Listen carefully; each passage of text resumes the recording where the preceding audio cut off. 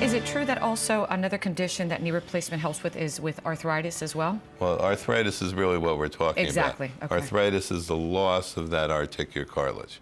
And what you do is you literally cut out all the arthritic areas and fashion the knee, the end of the femur, the tibia, and the kneecap. You fashion it to be able to accept the new knee.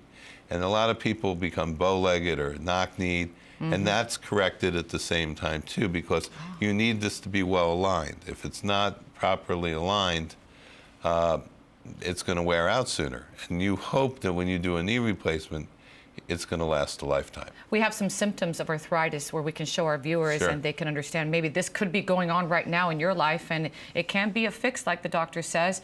Joint pain, doctor, that's one of the symptoms. Joint stiffness, less movement in joint over time, grinding feeling of the joint when moved. These are all the symptoms that you notice patients having? Yeah, I mean, all those things, you know, loss of motion. It's stiff, particularly in the morning when they wake up, or if they sat in a chair for a long time. Getting out of a car, you know, they may have some swelling. They may have some crunching and catching and locking, and all those symptoms go into it.